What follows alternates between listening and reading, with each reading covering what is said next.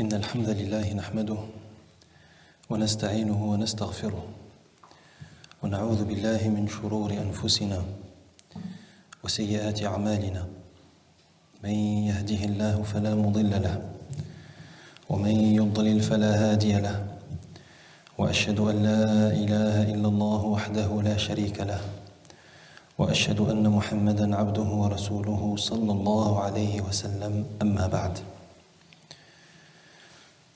فالإيمان بالقدر la croyance dans le destin.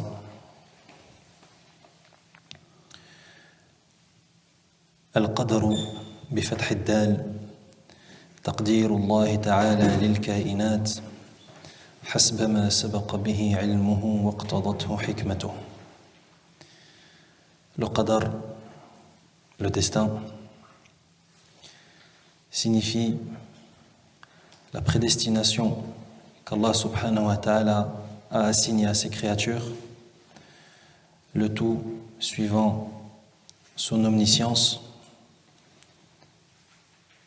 c'est-à-dire le tout conformément à sa science qui précède tout, ainsi que ce qu'implique sa sagesse. Donc ça, c'est la définition du qadar. C'est la prédestination qu'Allah a assignée à chaque créature, conformément à sa science qui précède tout, et conformément à ce qu'implique sa sagesse, Azza wa Jal.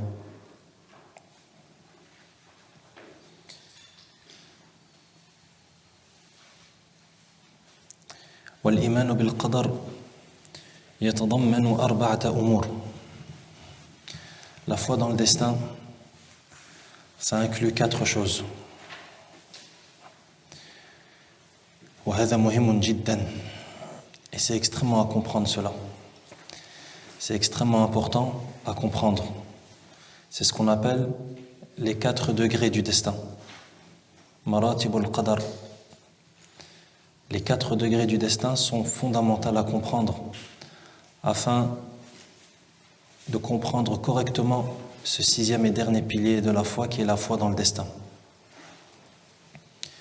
Al-awwal, al-iman bi anna Allah ta'ala 'alimun bi kulli shay, jumlatan wa tafsila, azalan wa abada, سواء كان ذلك مما يتعلق بأفعاله أو بأفعال عباده. Le premier degré, c'est de croire au fait qu'Allah tabaraka wa ta'ala sait absolument tout. Allah, c'est celui qui est omniscient. Allah azza wa jal sait tout, que ce soit de manière globale ou détaillée. Et la science d'Allah subhanahu wa ta'ala, Allah subhanahu wa ta'ala, ce qu'il sait, il le sait depuis toujours. Ce qu'il sait, il le sait depuis toujours et il le saura à jamais. Ça veut dire que c'est une science sans début ni fin. سواء كان ذلك مما يتعلق بأفعاله أو بأفعال عباده. Et l'omniscience d'Allah tabaraka wa ta'ala, elle concerne non seulement ses actes à lui, subhanah, mais elle concerne également les actes de ses serviteurs. Donc ça, c'est le premier pilier. Et il est fondamental à comprendre. Si on ne comprend pas ce premier pilier, cette première étape, ce premier degré, qui est le fait de croire qu'Allah est omniscient, si ce n'est pas clair dans notre esprit, on ne pourra pas comprendre la suite. Allah Azza wa Jal, il sait tout. Il connaît le passé, le présent et le futur. De manière globale comme de manière détaillée. Et la science d'Allah tabaraka wa ta'ala elle a ni début ni fin. De même que la science d'Allah, elle concerne non seulement ses actes à lui, comme ses actes de ses serviteurs. C'est-à-dire qu'il sait ce que lui va faire ou a fait, ou ce que ses serviteurs ont fait ou vont faire. Azza wa Jal. Donc ça, c'est la première chose. C'est de croire au fait qu'Allah, il sait tout. Allah subhanahu wa ta'ala, il sait tout. Le passé, le présent et le futur. Allah azza wa jal, il n'y a pas de différence chez lui. Il n'y a pas de différence entre le passé, le présent et le futur. Pourquoi? Parce que qu'est-ce qui délimite le présent du passé, du futur? C'est quoi le critère qui fait qu'il y a une différence entre le passé, le présent et le futur? Le temps. Qui a créé le temps? Allah Azza wa Jal. Donc le temps, il n'a pas d'influence sur Allah subhanahu wa ta'ala. Il a une influence sur nous, les créatures. Ça veut dire que pour nous, il y a un passé. Ça veut dire qu'il y a une seconde, ça fait partie du passé. Il y a un présent, c'est l'instant présent qu'on est en train de vivre. Et il y a un futur. C'est l'instant qui aura lieu dans le futur, qu'on le vive ou qu'on ne le vive pas. Si Allah subhanahu wa ta'ala décide qu'il aura lieu. Ça, c'est chez nous les créatures. Mais chez Allah, tabaraka wa ta'ala, il n'y a ni passé, ni présent, ni futur. Étant donné que c'est lui qui a créé le passé, le présent et le futur. Donc moi, si je ne sais pas ce qui s'est passé dans le passé, parce que j'y étais pas, c'est parce qu'il y a cette limite, il y a cette barrière temporelle qui est le temps. Mais Allah subhanahu wa ta'ala, c'est lui qui a créé le temps. Comment est-ce que ça pourrait être contraignant vis-à-vis de lui, Azza wa Jal?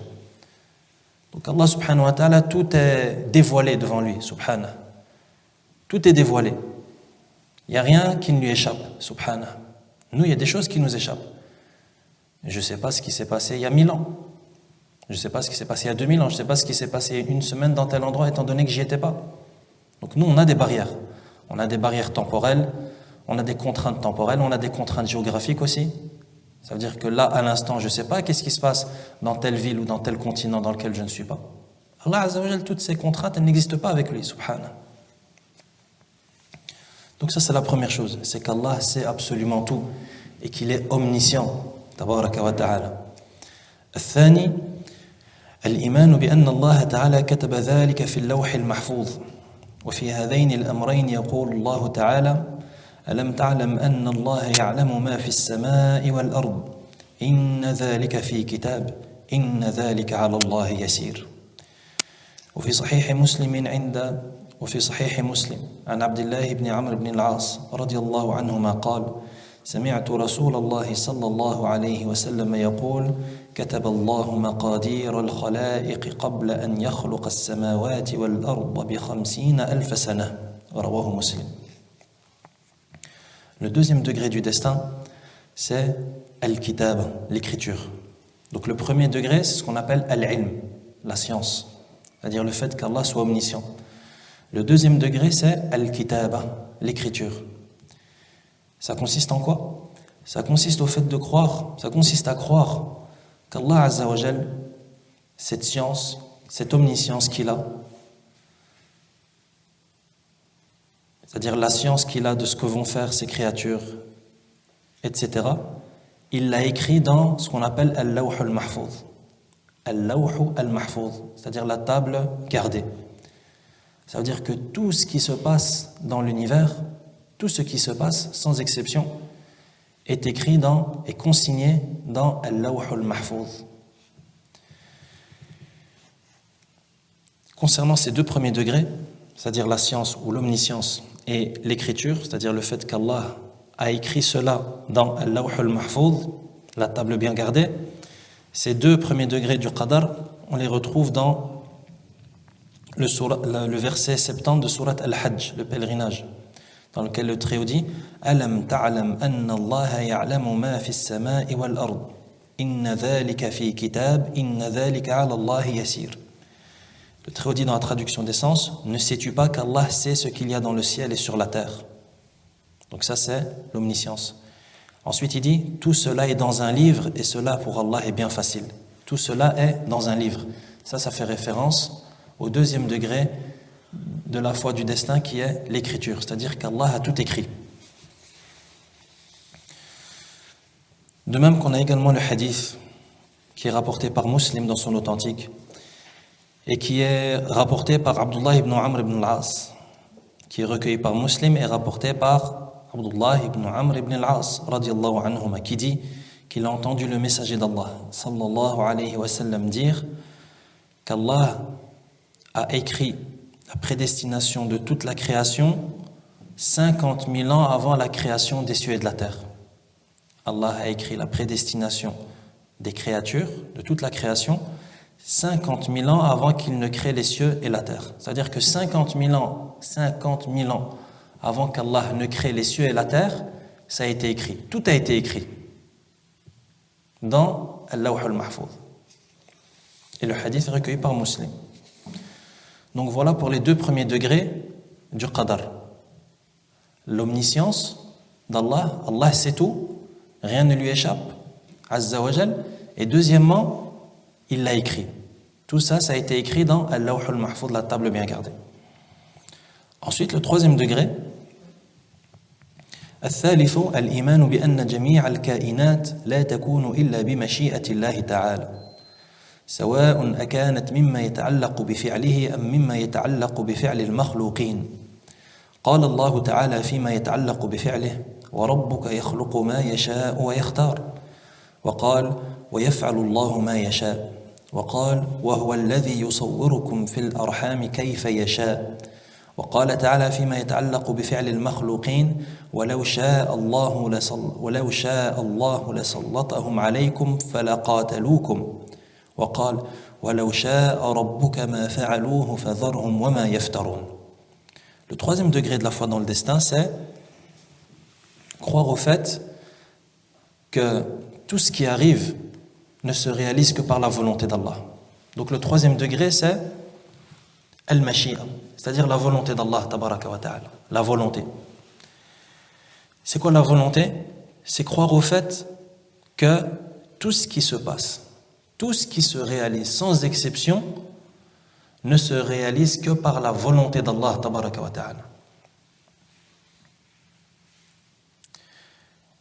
Que cette chose qui se réalise soit en rapport, en lien avec ses actes à lui, tabaraka wa ta'ala, avec ce qu'il fait lui, ou bien ce que font ses serviteurs et ce que font ses créatures. Donc ça, c'est le troisième degré. C'est croire que tout ce qui a lieu, tout ce qui se réalise, tout ce qui se déroule, c'est par la volonté d'Allah que ça se passe. Et que rien n'échappe à sa volonté, tabaraka wa ta'ala. Quelles sont les preuves? Pour ce qui est en rapport avec ses actes à lui, les actes du Très-Haut, ce qu'il fait lui, il dit « وَرَبُّكَ يَخْلُقُ مَا يَشَاءُ وَيَخْتَارُ » Ton Seigneur crée ce qu'il veut et il choisit. Ton Seigneur crée ce qu'il veut. Donc Allah Azza wa Jal, il crée ce qu'il veut. C'est bien la preuve que ça vient bien prouver cette volonté divine. Il dit également وَيَفْعَلُ اللَّهُ مَا يَشَاءُ. Le premier verset, c'était le verset 68 de Surat Al-Qasas, pour celui qui veut les références. Le deuxième verset, وَيَفْعَلُ اللَّهُ مَا يَشَاءُ, le verset 27 de Surat Ibrahim. Et Allah fait ce qu'il veut. Le troisième verset, هُوَ الَّذِي يُصَوِّرُكُمْ فِي الْأَرْحَامِ كَيْفَ يَشَاءُ, le verset 6 de Surat Al-Imran, dans lequel le Très-Haut dit dans la traduction des sens, c'est lui qui vous donne forme dans les matrices comme il veut. Donc tout ça, ce sont des preuves qui viennent mettre en évidence et attester de la volonté d'Allah tabaraka wa ta'ala. Pour ce qui est de la volonté d'Allah qui est en rapport avec ce que font ses serviteurs, c'est-à-dire que même ce que font ses serviteurs dépend de la volonté d'Allah. On a par exemple le verset 90 de Surat An-Nisa, la sourate les femmes, dans lequel le Très-Haut dit وَلَوْ شَاءَ اللَّهُ لَسَلَّطَهُمْ عَلَيْكُمْ فَلَقَاتَلُوكُمْ. Si Allah avait voulu, il leur aurait donné l'audace et la force contre vous, et il vous aurait certainement combattu. Où il dit également, dans le verset 112 de Surat Al-An'am, وَلَوْ شَاءَ رَبُّكَ مَا فَعَلُوهُ فَذَرْهُمْ وَمَا يَفْتَرُونَ. Si ton Seigneur avait voulu, il ne l'aurait pas fait. Si ton Seigneur avait voulu, au pluriel, il ne l'aurait pas fait, ils n'auraient pas agi de la sorte. Laisse-les donc avec ce qu'ils inventent. Donc c'est bien la preuve que ce soit les actes d'Allah tabaraka wa ta'ala, ou bien les actes de ses créatures et de sa création, le tout dépend de sa volonté. Et rien ne peut se passer sans la volonté d'Allah subhanahu wa ta'ala.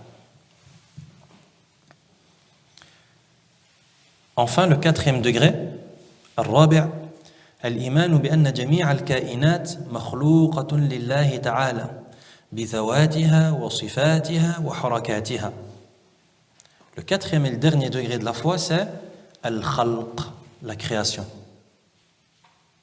On insiste comprendre ces 4 degrés, c'est fondamental. Parce que si on ne comprend pas ces 4 degrés, on ne pourra pas comprendre la foi dans le destin. Si on ne comprend pas la foi dans le destin, on n'a pas compris un pilier de la foi. Et ça, c'est problématique, étant donné que c'est un pilier de la foi, c'est-à-dire que la foi, elle repose sur ces piliers. Le 4e degré, c'est al-khalq, la création. Qu'est-ce que ça signifie? Ça signifie al-iman bi anna jami' al-kainat makhluqatun lillahi ta'ala. C'est de croire au fait que tous les êtres vivants, tous les êtres de manière générale, ont été créés par Allah. Tout ce qui existe, tous les êtres qui existent dans cet univers ont été créés par Allah. Que ce soit leurs êtres, leur essence, leurs attributs ou leurs mouvements. Et ça, c'est important. Tout a été créé par Allah. Toutes les créatures ont été créées par Allah tabaraka wa ta'ala. Que ce soit leurs êtres, c'est-à-dire leur enveloppe corporelle, leurs attributs, même les attributs de la création sont créés d'Allah subhanahu wa ta'ala. C'est Allah qui a créé nos attributs. De même que leurs mouvements, ce qu'ils font, leurs œuvres, c'est aussi créé d'Allah tabaraka wa ta'ala. Quelle est la preuve à cela? Le Très-Haut dit Allahu khaliqu kulli shay wa huwa ala kulli shay'in wakil. Allah Azza wa Jalla dit dans le verset 62 de Surat Az-Zumar, les groupes, verset 62, il dit dans la traduction d'essence, Allah est le créateur de toutes choses et de toutes choses il est le garant. Donc Allah est le créateur de toutes choses, dans l'absolu. De même que le Très-Haut dit wa khalaqa kulla shay'in faqaddarahu taqdira. Le verset 2 de Surat Al-Furqan, le Très-Haut dit et il a créé toutes choses en lui donnant ses justes proportions. Donc encore une fois, Allah a créé toutes choses.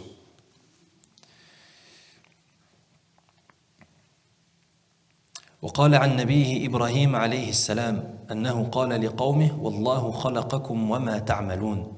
De même qu'Allah dit que nous rapporte les paroles de Ibrahim alayhi salam dans le Coran et il dit que Ibrahim a dit à son peuple alors que c'est Allah qui vous a créé vous et ce que vous faites. Vous et ce que vous faites. Donc ça c'est la preuve que même ce qu'on fait, nos agissements, ce sont des créations d'Allah tabaraka wa ta'ala. Et ça c'est très important à comprendre. Comme le dit le verset. Et le verset c'est le verset numéro 96 de Surat As-Saffat, les rangées.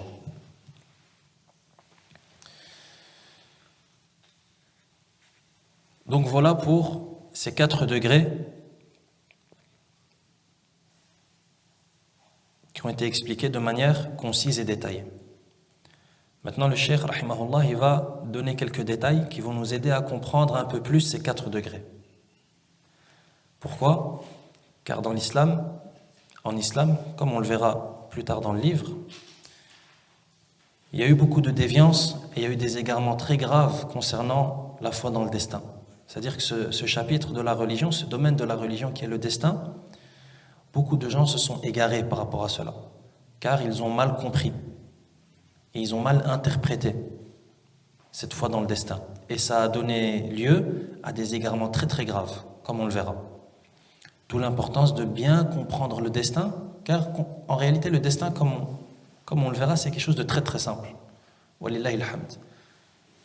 On a souvent cette idée préconçue que le destin c'est compliqué à comprendre et qu'il faut avoir un certain niveau pour comprendre. Qui a dit ça? Un pilier de la foi qui est difficile à comprendre. C'est-à-dire quelque chose que tout croyant a besoin. Une croyance que tout croyant a besoin d'avoir et à laquelle il a besoin d'adhérer. Allah Azza wa Jal va rendre un pilier de la foi quelque chose de complexe, c'est pas possible. Donc alhamdulillah, le destin, c'est quelque chose qui est simple à comprendre, c'est juste qu'il faut l'appréhender de la bonne manière. Il faut l'appréhender de la bonne manière et le comprendre à la lumière du Coran et de la Sunna, à la lumière des textes sacrés, selon la compréhension des compagnons radiyallahu anhum. Mais c'est normal, si on s'aventure comme ça et on essaye d'interpréter les choses en fonction de ce qu'a dit tel penseur ou tel philosophe ou je ne sais quoi, c'est normal, ça va donner lieu à des incompréhensions, à des contradictions et ça va rendre les choses difficiles. Mais si on prend les choses simplement, si on prend les choses doucement, avec douceur, à la lumière des textes sacrés de notre religion, Inch'Allah, tout est simple, bifadlillah azza wa jal, comme vous allez le voir. Le cheikh dit, rahimahullah, wal-imanu bil-qadar ala ma wasafna la yunafi an yakuna lil-abdi mashi'atun fi af'alihi al-ikhtiyariyya.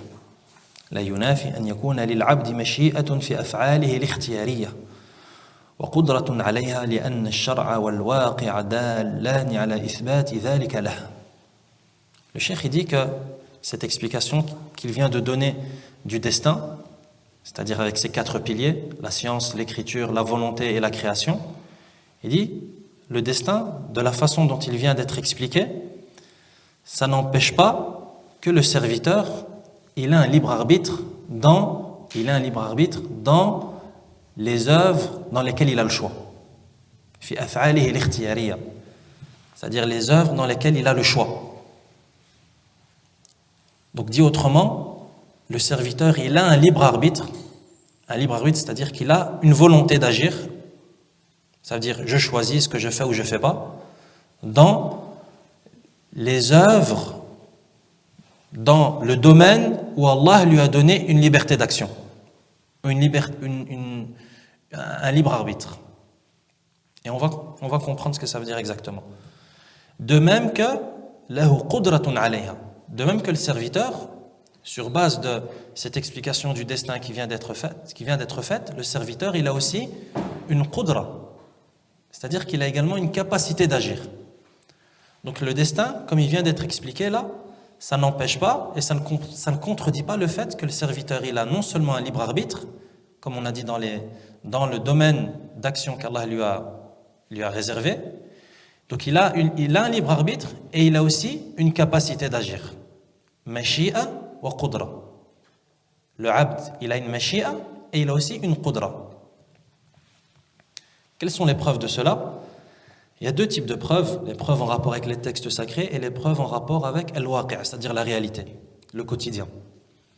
Quelles sont les preuves des textes sacrés qui viennent affirmer que le serviteur il a un libre arbitre? Il a un libre arbitre dans les choses dans lesquelles Allah lui a donné une liberté d'agir. Quelles sont les preuves de cela? Et quelles sont les preuves que le serviteur a également une capacité d'agir? Parce que ça, on fera attention à ça aussi. La différence entre le libre arbitre et la capacité d'agir. Pour agir, tu as besoin de 2 choses.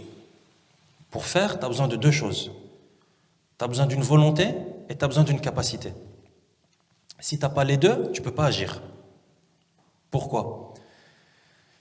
Car si tu as la capacité d'agir mais tu n'as pas la volonté, comment est-ce que tu vas agir? Tu n'as pas la volonté. Tu ne peux pas agir. De même, si tu as la volonté mais tu n'as pas la capacité, tu veux faire mais tu n'as pas la capacité, tu ne peux pas agir. Donc voilà pourquoi, pour agir, pour faire, tu as besoin de ces deux critères et de ces 2 caractéristiques, qui sont la capacité et la volonté. Quelles sont les preuves qu'Allah Azza wa Jal nous a données, nous en tant que serviteurs, non seulement une capacité, mais en plus de ça, une volonté, c'est-à-dire un libre arbitre? Les preuves sont nombreuses. Le cheikh mentionne ici le verset 39 de sourate An-Naba. Donc ça, ce sont des preuves concernant le libre arbitre du serviteur. Le verset 39 de sourate An-Naba, فَمَنْ شَاءَ اتَّخَذَ إِلَى رَبِّهِ مَآبًا. Il dit dans la traduction d'essence que celui qui veut prenne donc refuge auprès de son Seigneur. Que celui qui veut prenne refuge auprès de son Seigneur. Donc Allah, il attribue bien aux croyants une volonté. Que celui qui veut, ça veut dire que tu peux vouloir, que tu as une volonté, tu as un libre arbitre. Allah, il te dit, si tu veux, prends refuge auprès de ton Seigneur. Donc tu as une volonté. Ou encore le verset 223 de sourate Al-Baqarah. فَأْتُوا حَرْثَكُمْ أَنَّا شِئْتُمْ. Verset 223 de sourate Al-Baqarah. Allah Azza wa Jalla dit dans la traduction d'essence, allez à votre champ comme et quand vous le voulez, votre champ de labour. Lorsqu'Allah Azza wa Jalla s'adresse aux hommes et des relations qu'ils doivent avoir avec leurs épouses. Allez à votre champ comme et quand vous le voulez. Donc Allah Azza wa Jalla, il attribue bien une volonté, un libre arbitre au serviteur, quand vous le voulez. Donc ça, c'est pour le libre arbitre et la volonté. Quelles sont les preuves que le serviteur a également une capacité et qu'il n'a pas seulement une volonté, mais il a également une capacité d'agir? On a le verset 16 de Surat At-Taghabun, dans lequel le Très-Haut dit « Fattaqullaha mastata'tum wasma'u wa ati'u » Traduction des sens. Craignez Allah donc autant que vous pouvez. Craignez Allah donc autant que vous pouvez. Autant que vous pouvez. Donc Allah, il décrit bien le serviteur comme ayant une capacité d'agir, comme vous pouvez, une capacité. On a encore le verset 286 de Surat Al-Baqarah, lequel le Très-Haut dit dans la traduction des sens, Allah n'impose à aucune âme une charge supérieure à sa capacité. La même chose, à sa capacité. Donc c'est bien la preuve que le croyant, le serviteur, il a, pas que le croyant, le serviteur de manière générale, l'être humain, il a une capacité d'agir. Et la fin du verset, elle sera récompensée du bien qu'elle aura fait et punie du mal qu'elle aura fait. Donc ça, c'est les preuves des textes. Les preuves qui viennent affirmer que le serviteur, que la créature, que l'être humain, il a cette volonté et il a cette capacité. Al-Waqi', quelles sont les preuves du Waqi', c'est-à-dire du quotidien, de la vie de tous les jours, de la réalité? يقول رحمه الله فإن كل إنسان يعلم أنه له مشيئة وقدرة به ما يفعل وبه ما يترك ويفرق بين ما يقع بإرادته كالمشي وما يقع بغير إرادته كالارتعاش لكن مشيئة العبد وقدرته واقعتان بمشيئة الله تعالى وقدرته لقول الله تعالى لمن شاء منكم أن يستقيم وما تشاءون إلا أن يشاء الله رب العالمين ولأن الكون كله ملك لله تعالى فلا يكون في ملكه شيء بدون علمه ومشيئته. Les preuves qui sont tirées de ce qu'on peut appeler l'expérience ou la réalité consistent à dire qu'en réalité toute personne sait qu'Allah lui a donné, lui a accordé une capacité d'agir et une volonté. Une capacité et une volonté. Toute personne le sait ça. Pourquoi? Parce que toute personne sait qu'avec cette capacité et cette volonté d'agir, il fait des choses. De même qu'avec cette capacité et cette volonté d'agir, il ne fait pas d'autres choses. De même que l'être humain, yufarriq, il distingue et il fait la différence entre ce qu'il fait de son propre gré et ce qu'il fait contre lui, contre son gré. L'être humain, il fait la différence. Il voit que dans sa vie, il y a des choses qu'il fait et que c'est lui qui a choisi de les faire. Et il y a d'autres choses, il ne les a pas choisies. Comme par exemple, je sors et je marche de tel endroit à tel endroit. C'est moi qui ai choisi. Je décide d'aller à la mosquée, par exemple. C'est moi qui ai choisi. Par contre, quelqu'un, par exemple, qui est éprouvé par la maladie de Parkinson et qui tremble, c'est lui qui choisit de trembler? Là. Donc l'être humain, il sait ça au fond de lui.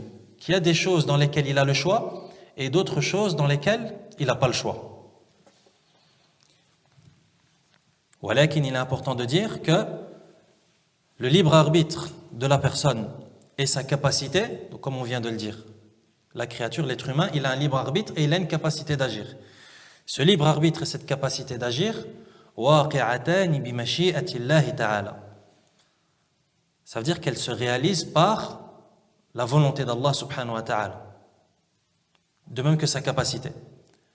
واقعة بمشيئة الله تعالى وقدرته لقول الله تعالى comme la preuve sera citée là tout de suite. Donc on récapitule.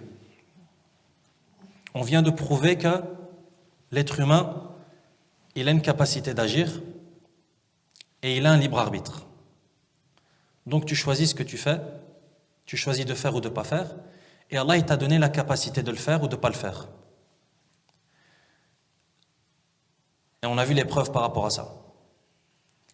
Ici, il y a une remarque importante qui est le fait de dire que malgré le fait qu'Allah t'a donné cette capacité et cette volonté, ça n'empêche que ce que tu vas faire,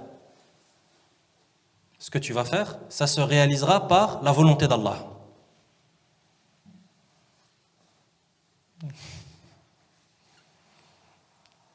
Est-ce que c'est clair? C'est pour ça qu'on dit en arabe, la volonté du serviteur se trouve en dessous de la volonté d'Allah subhanahu wa ta'ala. C'est-à-dire la volonté d'Allah, c'est celle qui englobe tout. Tu as une volonté à toi aussi, un libre arbitre. Walakin, elle se trouve dans la volonté d'Allah tabaraka wa ta'ala. Et elle dépend de sa volonté et de sa capacité à lui subhanahu wa ta'ala. On va expliquer pourquoi. Voilà pourquoi le Très-Haut dit dans les versets 28 et 29 de sourate At-Takwir: Liman sha'a minkum an yastaqim wa ma tasha'una illa an yasha Allahu rabbul alamin. Il dit, en traduction d'essence, que celui d'entre vous qui veut suivre le droit chemin, qu'il le fasse. Mais vous ne pouvez vouloir que si Allah veut. Tu lis le verset, tu dis, peut-être au début tu ne comprends pas. Tu dis, comment ça? Je veux, mais ensuite je ne peux vouloir que par la volonté d'Allah. Naam. Justement en vertu de ce qu'on vient de dire. Tu as un libre arbitre, walakin sache que ce libre arbitre, il dépend de la volonté d'Allah subhanahu wa ta'ala.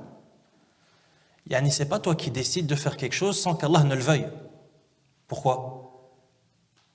Parce que tu vis dans le royaume d'Allah azza wa jal, tu vis dans son univers à lui. Est-ce qu'il est possible que tu fasses quelque chose sans qu'Allah le veuille? Yani est-ce que quelque chose peut se passer dans la propriété d'Allah, dans le royaume d'Allah sans qu'il ait voulu? C'est pas possible. Allah c'est le roi absolu et c'est le maître absolu. Donc tout ce qui se passe dans son univers, comme on l'a expliqué dans le 3e degré de la foi dans le destin, c'est que tout se réalise par la volonté d'Allah. Tout se réalise par la volonté d'Allah. Pourquoi? Parce que rien ne peut se passer dans son univers, dans son royaume, dans sa propriété, subhana, sans sa volonté. Ça c'est quelque chose qui est impliqué par le fait qu'Allah c'est lui le roi absolu et c'est lui le maître absolu. Même dans ce bas monde, tu retrouves ce genre d'idée.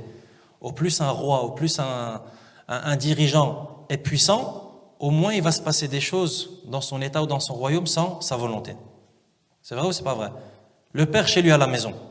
Au plus un père a de l'autorité chez lui dans son foyer, et au plus il sera respecté, et au plus il sera puissant, et au plus il aura de l'autorité sur sa famille, au moins il va se passer des choses dans son foyer sans sa volonté. Donc c'est quelque chose qui est compréhensible même à notre échelle d'être humain. C'est la même chose entre nous et Allah subhanahu wa ta'ala. Rien ne peut se passer dans son univers sans sa volonté, azza wa jal. Mais ça n'empêche que nous, il nous a donné une volonté aussi. Il nous a donné un libre arbitre, mais qui se trouve sous sa volonté à lui. Voilà pourquoi il dit dans le verset que celui d'entre vous qui souhaite prendre le droit chemin, qu'il le prenne. Mais vous ne pourrez vouloir que si Allah le veut. Tu ne peux vouloir que si Allah le veut. Si tu as pris le droit chemin, sache qu'Allah l'a voulu. Et comment est-ce que tu aurais pu prendre le droit chemin sans qu'Allah le veuille? C'est pas possible. Si Allah l'avait pas voulu, tu l'aurais pas pris, le droit chemin. وَمَا تَشَاءُونَ إِلَّا أَن يَشَاءَ اللَّهُ رَبُّ الْعَالَمِينَ. Donc on avance petit à petit et on déblaye. On déblaye et on essaie de comprendre détail par détail. Donc on est toujours dans les preuves qui viennent affirmer que la créature a une capacité et un libre arbitre. Donc on a cité les deux types de preuves. Les preuves liées au texte, c'est-à-dire c'est prouvé dans les textes du Coran et de la Sunna que Allah il nous a donné un libre arbitre, il nous a donné une capacité d'agir, et c'est également prouvé par l'expérience. Ça veut dire qu'on le sait et qu'on le voit dans notre quotidien. Tu vois dans ton quotidien que c'est toi qui choisis. Yani quand tu vas au supermarché pour acheter à manger et à boire, tu choisis. Tu choisis, ah ça j'aime bien, ah non ça j'aime pas, ah non ça c'est cher, ça c'est pas cher. Tu choisis, tu as un libre arbitre. De même que tu as une capacité d'agir. Donc ça c'était un premier point. Ou plutôt une première remarque. Une deuxième remarque. الإيمان بالقدر على ما وصفنا لا يمنح العبد حجة على ما ترك من الواجبات أو فعل من المعاصي وعلى هذا فاحتجاجه به باطل من وجوه. Une autre remarque qui est très importante. Et une autre question. Le destin, comme il vient d'être expliqué avec ses 4 degrés. La science, l'écriture, la volonté et la création. Comme ça vient d'être expliqué, ça ne permet pas aux serviteurs de cautionner le fait qu'il ne met pas en pratique et qu'il ne fait pas les actes obligatoires, ou bien qu'il délaisse les actes obligatoires, ou bien qu'il fait des actes interdits. C'est-à-dire qu'il ne fait pas le bien et qu'il fait le mal. Le destin, comme il vient d'être expliqué, ça ne permet en aucun cas, ça ne permet à aucune personne de cautionner ce qu'il a fait comme mal ou ce qu'il n'a pas fait comme bien. Dit autrement, le destin, la prédestination, c'est pas une excuse pour celui qui fait le mal et qui dit ouais mais moi si je fais le mal c'est parce qu'Allah il a prédestiné et il a écrit il y a 50 000 ans avant qu'il ait créé les cieux et la terre. Là. De même que c'est pas une excuse pour celui qui fait pas le bien. Par exemple celui qui prie pas. Quand tu dis Yahri, pourquoi tu pries pas, crains Allah, la prière c'est important, etc. Il dit ouais mais Allah il a prédestiné et voilà, c'est comme ça. Je devais pas prier. Là. Le destin c'est pas une excuse. C'est pas une excuse pour cautionner le mal que tu fais ou le bien que tu ne fais pas. Pourquoi? Ça va être expliqué en détail. On peut prouver ça de différentes manières. La première manière, قوله تعالى سيقول الذين أشركوا لو شاء الله ما أشركنا ولا آباؤنا ولا حرمنا من شيء كذلك كذب الذين من قبلهم حتى ذاقوا بأسنا قل هل عندكم من علم فتخرجوه لنا إن تتبعون إلا الظن وإن أنتم إلا تخرصون ولو كان لهم حجة بالقدر ما أذاقهم الله بأسه. Premier point consiste à prendre un des versets du Coran qui est le verset 148 de Surat Al-An'am dans lequel le Très-Haut dit dans la traduction des sens ceux qui ont associé, ceux qui ont commis du shirk, ils diront si Allah avait voulu, on n'aurait pas donné des associés. Donc tu as vu le même argument. Les polythéistes, ils disent ça. Ouais, mais si Allah avait voulu, on n'aurait pas fait du shirk. Que ce soit nous ou nos ancêtres. Et on n'aurait rien déclaré interdit. Ainsi, leurs prédécesseurs traitaient de menteurs les messagers jusqu'à ce qu'ils eurent goûté notre rigueur, c'est-à-dire notre châtiment. Dit, avez-vous quelque science à nous produire? Vous ne suivez que la conjecture et ne faites que mentir. Fin de verset. Qu'est-ce qu'on tire de ce verset? Ils disent quoi dans le verset les polythéistes? Ils disent, oui, mais si Allah avait voulu, on n'aurait pas commis de shirk, que ce soit nous ou nos ancêtres, et on n'aurait rien rendu interdit. Alors qu'Allah Azza wa Jal, il dit juste après, c'est ainsi, ou plutôt ainsi, leurs prédécesseurs traitaient de menteurs les messagers jusqu'à ce qu'ils eurent goûté notre rigueur. Donc Allah, il les a châtiés. Allah, il les a châtiés. Donc si ce qu'ils ont dit, c'est un argument qui est valable, Allah, il les aurait pas châtiés. Eux, ils ont dit, on a fait du shirk parce que voilà, c'est Allah qui a voulu qu'on fait du shirk. Allah, il les a châtiés après. Comment est-ce qu'Allah peut châtier quelqu'un s'il a une excuse valable? Donc c'est bien la preuve que utiliser le destin pour cautionner le mal qu'on fait, c'est pas accepté d'Allah subhanahu wa ta'ala, c'est pas une excuse valable, parce que si c'était une excuse valable, ces gens n'auraient pas été châtiés. Ça c'est un point. Un deuxième point, une deuxième preuve. قوله تعالى رسلا مبشرين ومنذرين لئلا يكون للناس على الله حجة بعد الرسل وكان الله عزيزا حكيما ولو كان القدر حجة للمخالفين لم تنتفي بإرسال الرسل لأن المخالفة بعد إرسالهم واقعة بقدر الله تعالى. Deuxième preuve, on prend le verset 165 de Sourate An-Nisa, Sourate les femmes, dans lequel le Très-Haut dit dans la traduction des sens, en tant que messagers, annonciateurs et avertisseurs. C'est-à-dire les messagers ont été envoyés en tant qu'annonciateurs de la bonne nouvelle et avertisseurs du châtiment. Afin qu'après la venue des messagers, il n'y a pour les gens aucun argument devant Allah. Et Allah est puissant et sage. Donc si le destin c'était un argument pour ceux qui ne sont pas d'accord, cela ne prendrait pas fin avec l'envoi des messagers. Parce que même après leur envoi, la transgression n'a lieu que selon le destin voulu par Allah. Donc Allah Azza wa Jalla, il nous dit dans ce verset que après l'envoi des messagers, il n'y a plus d'arguments, c'est fini. Pourquoi est-ce qu'Allah il nous a envoyé des messagers? Pour que le jour du jugement, il n'y a personne qui dit « Ah, je ne savais pas. Je ne savais pas ce qu'il fallait faire. Je ne sais pas ce qu'il fallait faire. Je ne savais pas c'était quoi le chemin qui mène au paradis. Et je ne savais pas que ces chemins ils menaient à l'enfer. » Là, Allah il a envoyé les messagers, il a révélé les livres pour justement te parler de tout ça et t'expliquer tout ça. Ça veut dire que le jour du jugement, personne ne pourra dire « Ah, je ne savais pas. » Donc il n'y a plus d'arguments. À partir du moment où Allah a envoyé les messagers, c'est fini, il n'y a plus d'arguments.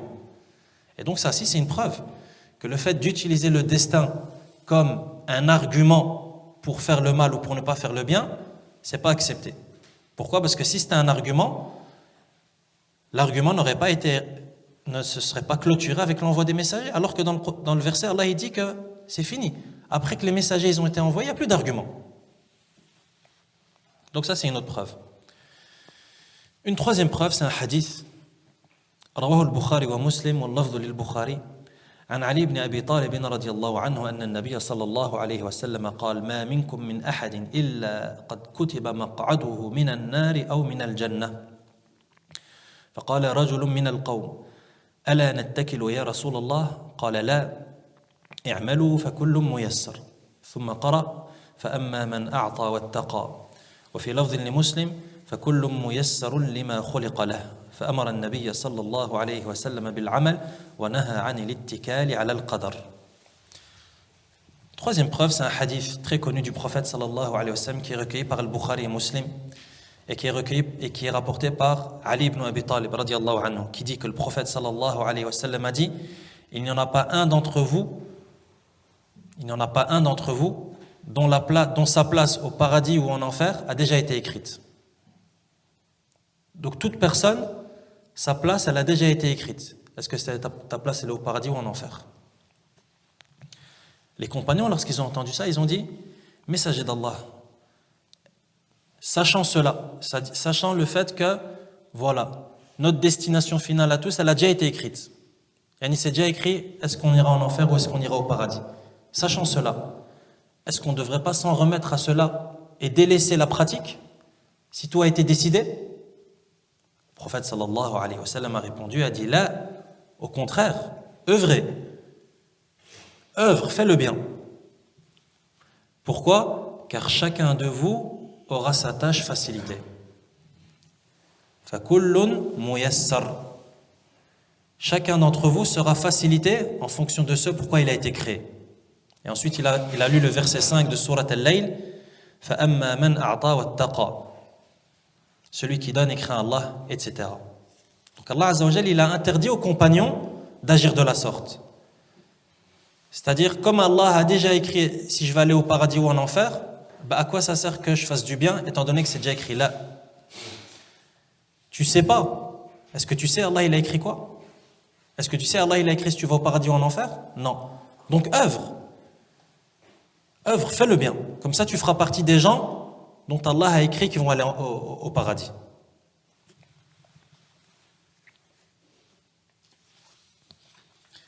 Et donc c'est pour ça qu'il est interdit de s'en remettre au destin et de dire ah mais de toute façon tout a été prédestiné et c'est terminé et j'ai rien à faire. Là au contraire, tu sais pas ce qui t'a été prédestiné. Tu sais pas ce qu'Allah Azza wa Jalla t'a prédestiné. Donc œuvre.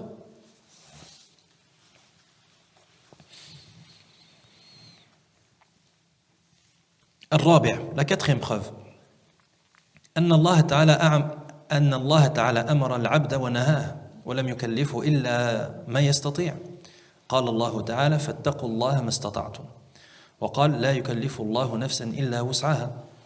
ولو كان العبد مجبرا على الفعل لكان مكلفا بما لا يستطيع الخلاص منه وهذا باطل. ولذلك إذا وقعت منه المعصية بجهل أو نسيان أو إكراه فلا إثم عليه لأنه معذور. La quatrième preuve consiste à dire que Allah subhanahu wa ta'ala il nous a ordonné de faire des choses qu'on peut faire. Allah, il nous a ordonné de faire des choses qu'on peut faire. Pourquoi? Parce qu'Allah, il ordonne en fonction de notre capacité. C'est pour ça qu'il dit dans le verset 16 de Surat At-Taghabun, Fattaqullaha mastata'tum. Craignez Allah autant que vous pouvez. De même qu'il dit dans le verset 286 de Surat Al-Baqarah, La yukallifu Allahu nafsan illa wus'aha. Allah n'impose à aucune âme une charge supérieure à sa capacité. Allah, il n'impose pas aux gens quelque chose qu'ils ne peuvent pas supporter. C'est pas possible. Et donc de cela on tire que si cette personne qui dit ouais mais si j'ai fait le mal c'est parce que voilà j'ai été obligé de le faire, ça voudrait dire qu'Allah subhanahu wa ta'ala t'a ordonné de faire quelque chose ou bien t'a ordonné de ne pas commettre quelque chose qui dépasse tes capacités. Ah ouais, si tu prétends que tu as été obligé de faire le mal ou c'est comme ça, tu ne peux pas faire le bien parce que tu as été obligé de le faire, tu as été contraint de le faire, ça voudrait dire qu'Allah t'a ordonné de faire des choses ou t'a ordonné de ne pas commettre des choses qui dépassent tes capacités. Et ça, c'est de l'injustice. Et Allah Azza wa Jalla ne commet pas d'injustice. Tabaraka wa ta'ala. Voilà pourquoi celui qui commet un péché par ignorance, ou bien par oubli, ou bien par ikrah, c'est-à-dire parce qu'il est contraint, on l'oblige de faire un péché, il n'a pas de péché auprès d'Allah subhanahu wa ta'ala. Or, ces gens, lorsqu'ils disent cela, ils sont en train de dire qu'ils sont contraints de faire ce qu'ils font. Il ne prie pas parce qu'il est contraint de ne pas prier. Il fait le mal parce qu'il est contraint de faire le mal. Non, Allah Azza wa Jalla, ce n'est pas comme ça qu'il fait. Allah, s'il t'a ordonné de faire des choses, c'est parce que tu peux le faire. Et si t'a interdit d'en faire d'autres, c'est parce que tu peux ne pas le faire. Si Allah t'interdit de forniquer, parce qu'il sait que tu peux ne pas forniquer. Si Allah t'a interdit de faire du shirk, c'est qu'Allah il sait que tu peux ne pas faire du shirk. Si Allah t'a interdit de consommer de l'alcool, c'est parce qu'il sait que tu peux délaisser l'alcool. Ama quelqu'un qui vient qui dit non, c'est pas possible, je peux pas délaisser. Comme la cigarette par exemple. Un mal qui est très répandu à notre époque. Beaucoup de gens, malheureusement, lorsqu'on parle de ce genre de sujet, ils disent « Oh non, mais c'est pas possible. » Comment ça, c'est pas possible? Allah, il t'a ordonné de délaisser quelque chose qui est impossible à délaisser? Ce serait de l'injustice. Si Allah, il t'a dit de ne pas faire cela, c'est parce qu'il sait que tu es capable de ne pas le faire. Et s'il t'a dit de faire cela, c'est parce qu'il sait que tu es capable de le faire.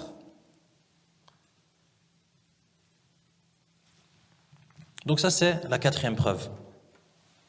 La cinquième preuve consiste à dire أن قدر الله تعالى سر مكتوم لا يعلم به إلا بعد وقوع المقدور وإرادة العبد لما يفعله سابقة على فعله فتكون إرادته الفعل غير مبنية على علم منه بقدر الله وحينئذ تنتفي حجته بالقدر إذ لا حجة للمرء فيما لا يعلمه.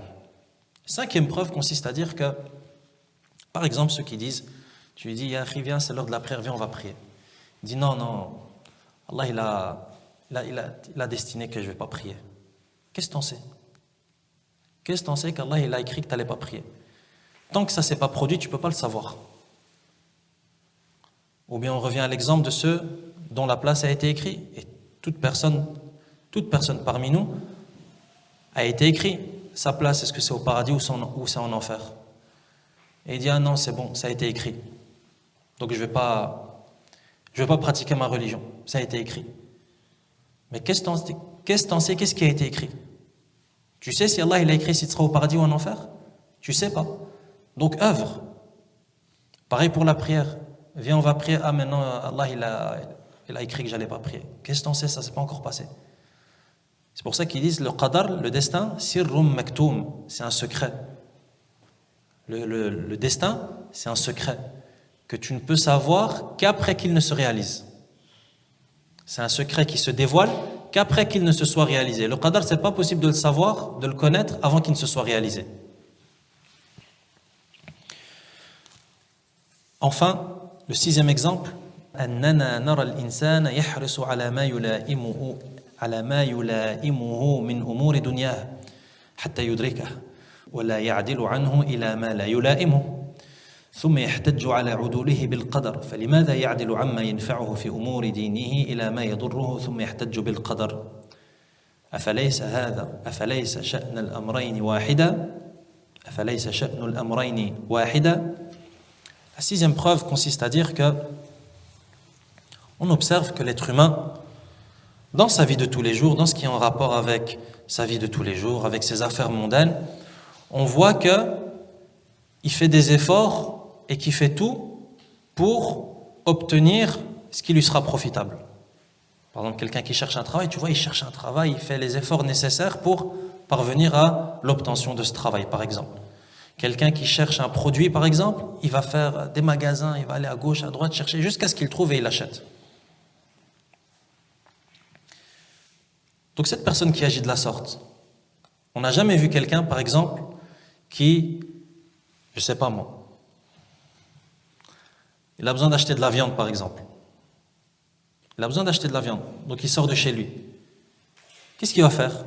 Il va aller chez le boucher. Il ne va pas marcher et puis, à mi-chemin, il va dire « Ah non, Allah il a prédestiné que je ne vais pas acheter de la viande, donc j'entre à la maison. » Là, il va, il continue jusqu'au boucher, jusqu'à ce qu'il achète sa viande. Pourquoi? Parce qu'il a besoin de viande. Il a envie d'acheter de la viande, il a envie de manger de la viande. Et là-bas, halal. Mais pourquoi est-ce que l'être humain, lorsqu'il s'agit de sa vie d'ici-bas, tout est bien en ordre et il fait tous les efforts nécessaires et il ne parle pas du destin, mais dès qu'il s'agit de la religion, c'est le destin. Mais quand tu devais aller acheter ta viande chez le boucher, il n'y a plus de destin.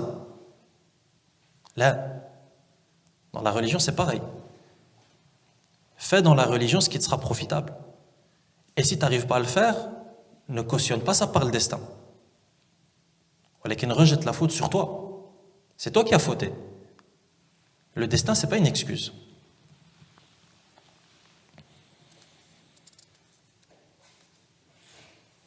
Deux exemples par rapport à ça.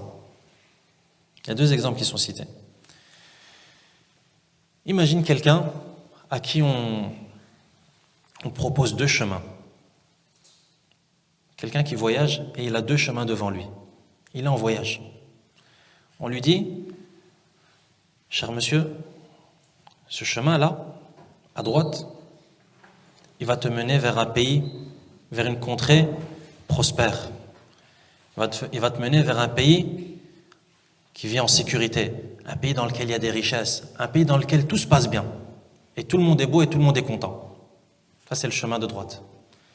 Et on lui dit, voilà, attention, parce que le chemin de gauche, là, ça va te mener dans un pays qui est en chaos, dans lequel il n'y a pas de sécurité, dans lequel où tout le monde s'entretue. Qu'est-ce qu'il va faire? Quel chemin il va prendre? Chemin de droite.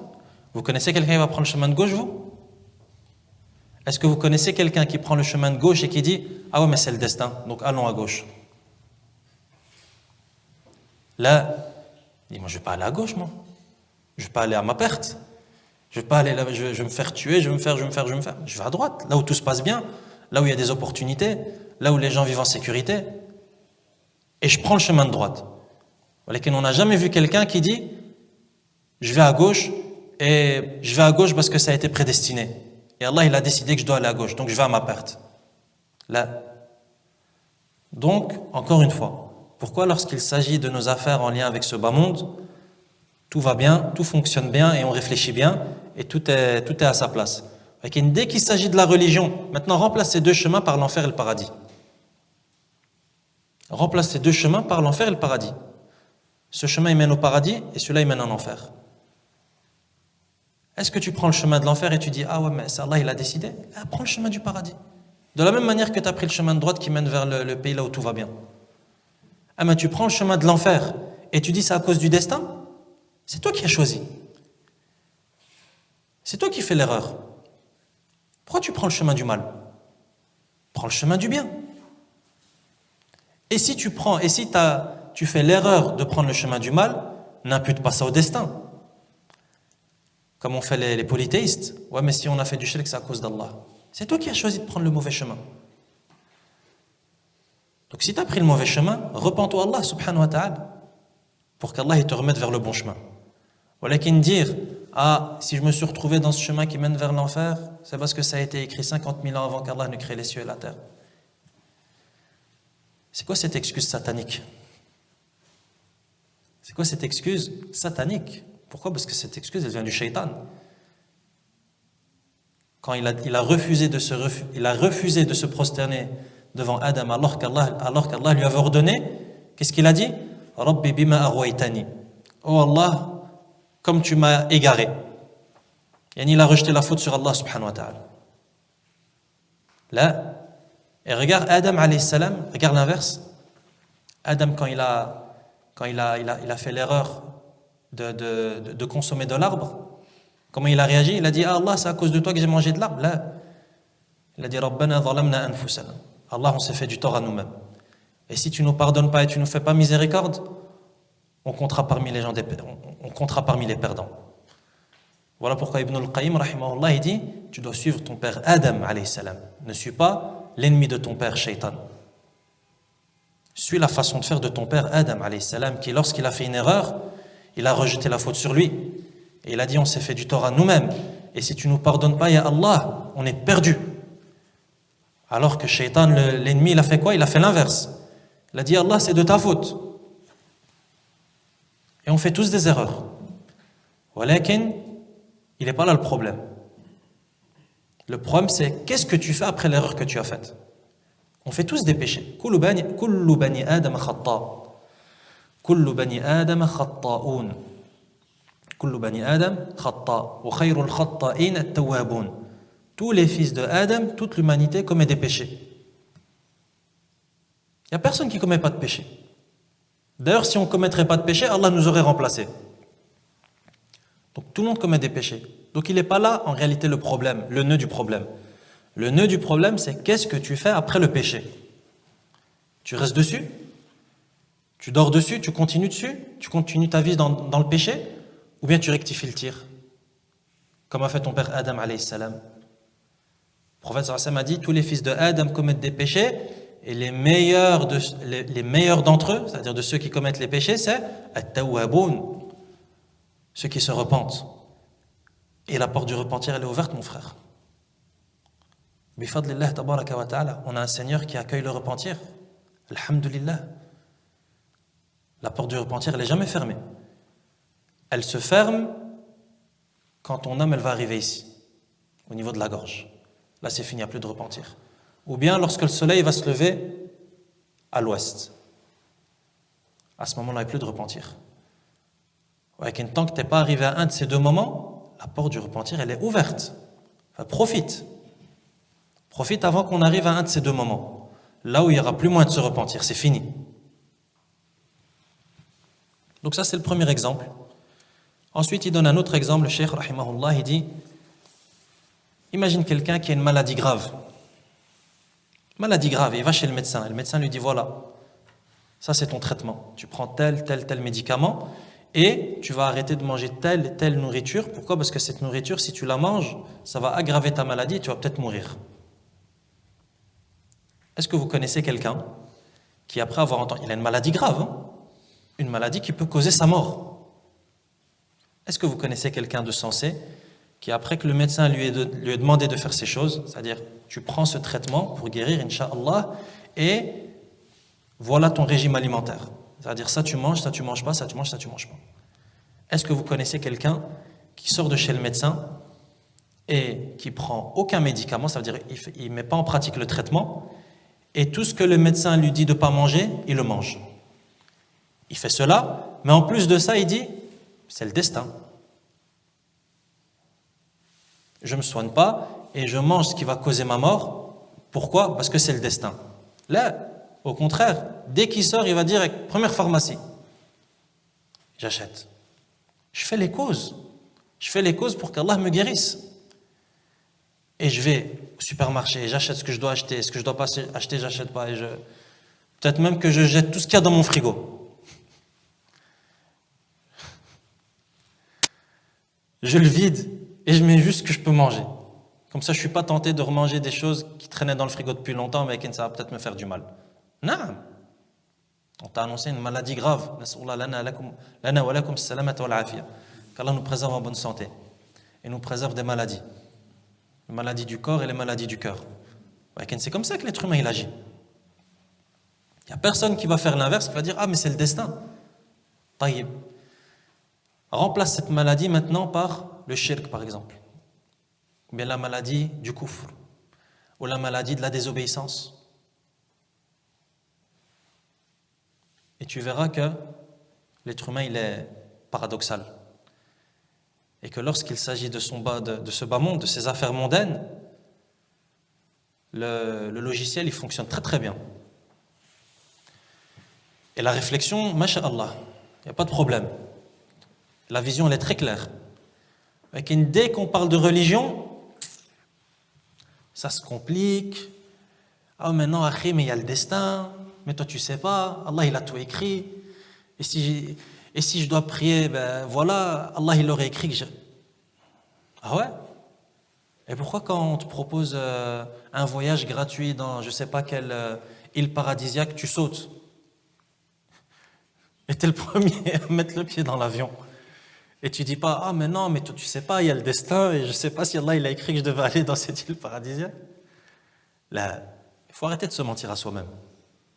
Il faut être sincère, il faut être véridique. Il faut être véridique, akhi. Tu ne peux pas mentir à Allah subhanahu wa ta'ala, c'est pas possible. Tu peux te mentir à toi-même. Tu peux mentir aux gens, ça c'est connu. Walakin sache que tu peux même te mentir à toi-même. Enfin, ne te mens pas à toi-même. Ne mens pas aux gens non plus. Walakin ne te mens pas à toi-même. Parce que tu peux te mentir.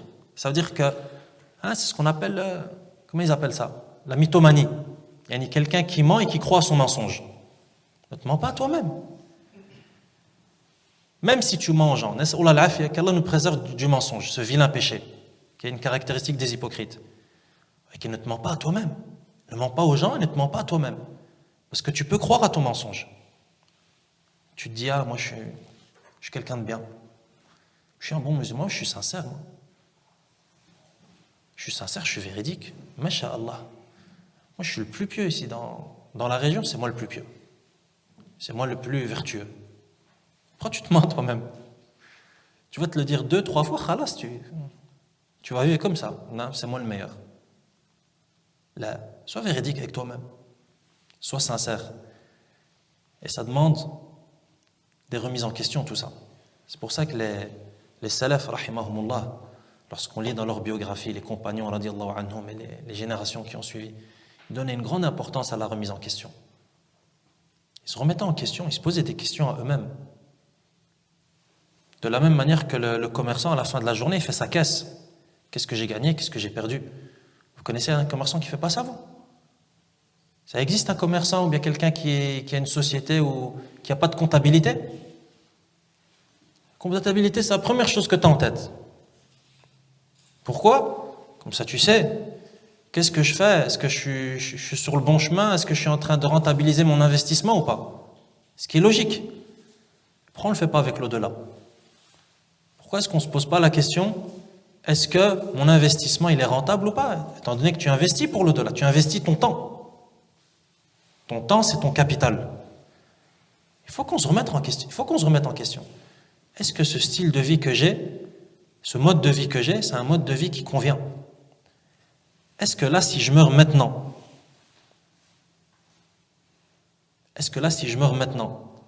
ce mode de vie sur lequel je vis, ça convient à la mort?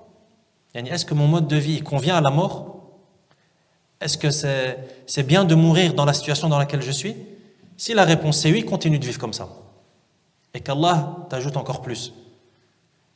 Et si ce n'est pas le cas, change, akhi. Change de mode de vie. Change de chemin. Change de chemin tant que tu peux. Tant que tu as encore l'opportunité. N'attends pas que la mort elle vienne. Donc il faut qu'on vive une vie qui convient à la mort. Parce que tu ne sais pas quand est-ce que la mort arrive. Et ça, on le sait tous. Dans notre entourage, dans les gens qu'on connaît. Combien de gens on n'a pas connus qui sont morts comme ça de manière subite? Et on vient et on t'apprend. Tu sais que Foulen, il est mort? Allahu Akbar, il est mort. Pourquoi? Il est mort comme ça. Jeune, il était là. Il vivait, il faisait ce qu'il avait à faire dans la journée. Et il pensait qu'il allait rentrer à la maison le soir. Et il n'est pas rentré. Enfin, on n'attend pas ce moment pour changer. Il faut changer avant la mort. Il ne faut pas se prendre, il ne faut pas que la mort nous prenne là.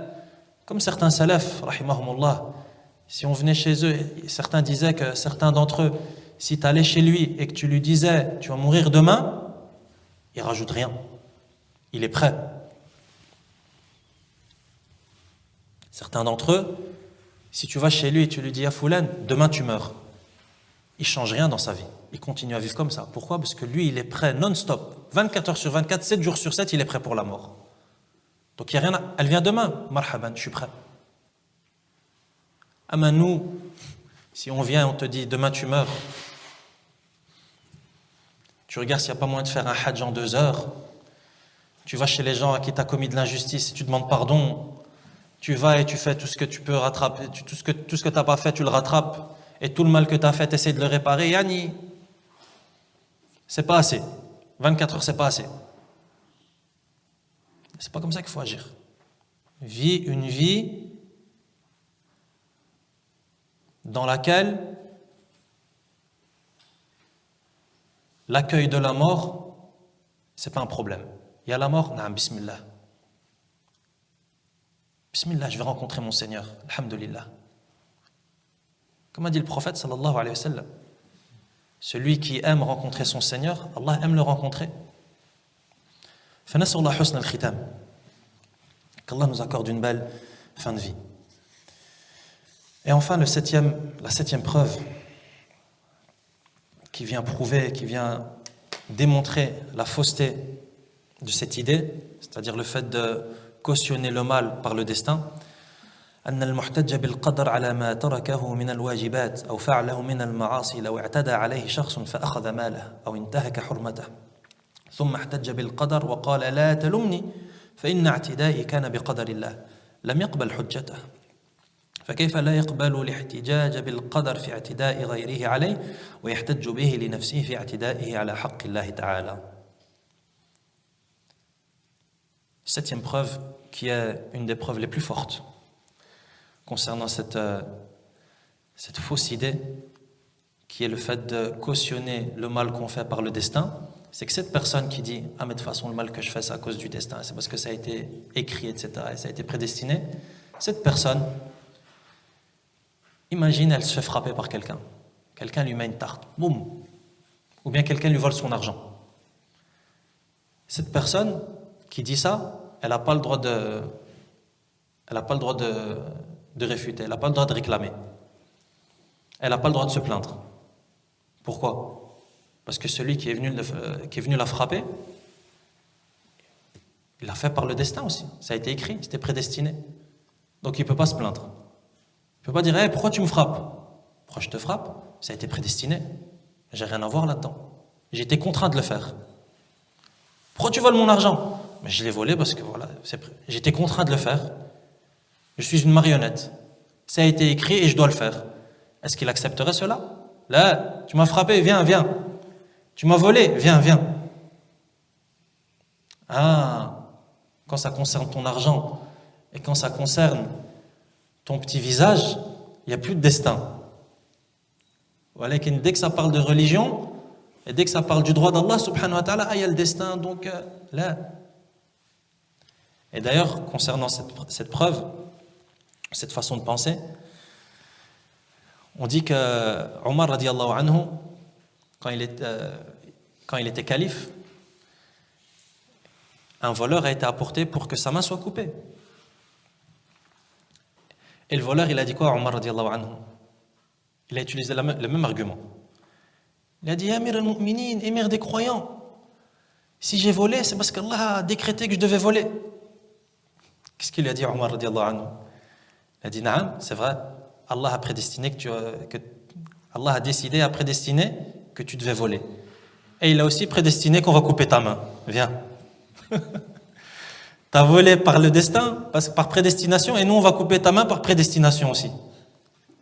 Regarde la réplique de Omar radiallahu anhu, qui est une réplique qui est vraie. Non, c'est vrai, c'était écrit que tu devais voler, c'est vrai. Et nous, c'était aussi écrit qu'on va couper ta main. Donc voilà pour les 4 degrés du destin, ainsi que quelques remarques. Inch'Allah, on termine juste par les bienfaits et les profits qu'on tire de cette foi dans le destin. Al-Oula, الاعتماد على الله تعالى عند فعل الأسباب بحيث لا يعتمد على السبب نفسه لأن كل شيء بقدر الله تعالى. Le premier profit qu'on tire de cette foi dans le destin, c'est que le croyant, s'il concrétise et s'il réalise cette foi dans le destin, ça va faire qu'il va s'en remettre à Allah subhanahu wa ta'ala. Son cœur, il va être lié à son Seigneur, tabaraka wa ta'ala. Il va s'en remettre à Allah azza wa jal, même lorsqu'il fait les causes. Et ça, c'est très important. C'est très important la distinction entre les causes et tawakkul. Faire les causes et mettre sa confiance en Allah. C'est deux choses qui sont indispensables. Pour faire quelque chose, on doit mettre sa confiance en Allah et on doit aussi faire les causes. Allah azza wa jal nous a demandé de faire les deux. Voilà que lorsque tu fais les causes, il ne faut pas que tu t'en remettes sur les causes. Il ne faut pas que ta confiance et que ton cœur soient attachés à la cause que tu fais. Voilà qu'il faut que ton cœur il soit attaché à Allah subhanahu wa ta'ala. Et il faut que tu t'en remettes, que tu t'en remettes à ton Seigneur, tabaraka wa ta'ala. Et donc la foi dans le destin, ça vient arranger cela. La foi dans le destin, ça va faire en sorte que même quand tu vas faire les causes pour faire quelque chose, pour arriver à un but, ton cœur, il ne va pas être attaché à ces causes matérielles. Il va être attaché à Allah. Toi, tu fais ces causes matérielles parce que Allah t'a dit de le faire. Et parce que Allah a décidé que pour arriver à tel but, tu dois faire telle chose. Walakin le cœur, il est attaché à Allah, azza wa jal. Donc ça, c'est le premier profit. الثانية ألا يعجب المرء بنفسه عند حصول مراده لأن حصوله نعمة من الله تعالى بما قدره من أسباب الخير والنجاح وإعجابه بنفسه ينسيه شكر هذه النعمة. Le deuxième profit, c'est que lorsqu'il va t'arriver quelque chose de bien, lorsqu'il va t'arriver quelque chose qui te plaît, quelque chose qui est agréable pour toi, tu ne vas pas être pris par ce qu'on appelle al-ujb, le sentiment d'autosatisfaction. Tu ne vas pas être pris par le sentiment d'autosatisfaction, bien comme ils disent en français, le fait d'être imbu de sa personne. Pourquoi? Parce que tu sais que ce bien qui t'est arrivé, c'est Allah qui l'a décidé, subhanahu wa ta'ala. Et que toi, donc, ce qu'il t'incombe, c'est de remercier Allah pour ce bienfait. C'est de remercier Allah pour ce bienfait. Et au contraire, c'est pas gonfler et dire « Ah, mashallah, et j'ai fait, et j'ai reçu », en oubliant la gratitude, al-shukr, le fait d'être reconnaissant envers Allah, tabaraka wa ta'ala. Et le troisième et le dernier profit, mentionné par le cheikh, rahimahullah, at-tuma'nina. والراحة النفسية بما يجزى عليه من أقدار الله تعالى فلا يقلق بفوات محبوب أو حصول مكروه لأن ذلك بقدر الله الذي له ملك السماوات والأرض وهو كائن لا محالة. Troisième bienfait, ça va être la sérénité. والراحة النفسية, la sérénité de l'âme et la tranquillité de l'âme. C'est-à-dire que la personne, lorsqu'il y a quelque chose qu'il voulait, mais qui va pas, lorsqu'il voulait quelque chose, il voulait parvenir à un bien, mais qu'il n'y arrive pas, il va être serein. Pourquoi? Parce qu'il sait qu'Allah subhanahu wa ta'ala, il lui a pas prédestiné cela. Et que Allah, il a écrit qu'il ne va pas arriver à ce bien. Donc si tu n'arrives pas à atteindre ce bien, si tu concrétises la foi dans ce destin, tu vas être serein. Et tu ne vas pas t'énerver, ou tu ne vas pas te courroucer. Ah, pourquoi j'ai pas eu ça? Pourquoi j'ai pas eu cet argent? Pourquoi je ne me suis pas marié avec telle femme? Pourquoi j'ai pas eu un enfant de tel sexe? C'est Allah Azza wa Jal qui décide. Donc, la foi dans le destin, ça procure la sérénité et la tranquillité. De la même manière que si t'arrive quelque chose de mal, quelque chose qui est désagréable, tu ne vas pas t'énerver, tu ne vas pas te mettre dans tous tes états, parce que tu sais que c'est Allah subhanahu wa ta'ala qui a prédestiné cela, et c'est Allah qui a choisi ça pour toi, et qu'Allah subhanahu wa ta'ala, comme ça a été dit dans le début du chapitre, le destin, on a dit c'est la prédestination qu'Allah a assignée à ses créatures, conformément à sa science et à sa sagesse. Deux critères très importants pour comprendre le destin. Le fait qu'Allah sache tout et le fait qu'Allah est sage. Yani Allah, il ne fait rien sans sagesse. Et tout ce qui se passe, tout ce qui t'arrive, de bien ou de mal, il y a une sagesse. Tout ce qui t'arrive, il y a une sagesse dedans. Même le mal.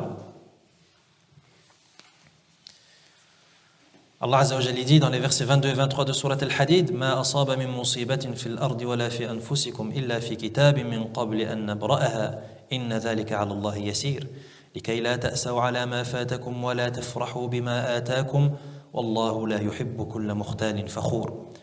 Nul malheur n'atteint la terre ni vos personnes qui ne soient enregistrés dans un livre avant que nous l'ayons créé. Et cela est certes facile à Allah. Afin que vous ne vous tourmentiez pas, et vous soyez pris de tourmente et d'angoisse au sujet de ce qui vous a échappé, ni n'exultiez pour ce qu'il vous a donné. Donc on retrouve les deux. C'est pas parce qu'Allah te donne quelque chose que tu dois exulter. Là, Allah il t'a donné quelque chose, concentre-toi sur la gratitude. Sois reconnaissant envers Allah vis-à-vis de ce bienfait qu'il t'a donné. Là, qu'il n'exulte pas. Pourquoi? Car le tout a été prédestiné par Allah. Le mal qui t'arrive comme le bien qui t'arrive. Et Allah n'aime pas les présomptueux pleins de glorioles. Et le prophète, sallallahu alayhi wa sallam, dit Dans un hadith rapporté par Muslim, عجبا لأمر المؤمن إن أمره كله خير وليس ذاك لأحد إلا للمؤمن إن أصابته سراء شكر فكان خيرا له وإن أصابته ضراء صبر فكان خيرا له. Et enfin le prophète sallallahu alayhi wa sallam dit: le cas du croyant, la situation du croyant est merveilleuse et étrange. C'est étrange. Tout ce qui lui arrive est du bien. Tout ce qui arrive au croyant, c'est du bien. Et cela ne concerne que le croyant. S'il lui arrive un bonheur et qu'il est reconnaissant, ce sera un bien pour lui.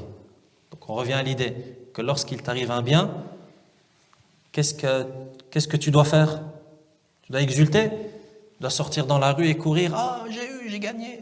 Là, concentre-toi sur la reconnaissance. Remercie Allah pour ce bienfait. Comme a dit le prophète sallallahu alayhi wa sallam, s'il lui arrive un bonheur et qu'il est reconnaissant, ce sera un bien pour lui. Et s'il lui arrive un malheur et qu'il endure ce malheur, qu'il est patient, ce sera également un bien pour lui. Donc, regarde comment est-ce que la vie du croyant, elle est ajiba. Elle est étrange. Comme a dit le prophète sallallahu alayhi wa sallam, ajaban li amri al-mu'min. Qu'est-ce que la vie du croyant, qu'est-ce que la situation du croyant est étrange. Tout ce qui lui arrive, c'est un bien. S'il lui arrive un bien et qu'il est reconnaissant, s'il lui arrive un bonheur et qu'il est reconnaissant, ce sera un bien pour lui. Donc il faut être reconnaissant. Et s'il lui arrive un mal et qu'il patiente, s'il t'arrive un mal et que tu patientes, ce sera un bien pour toi.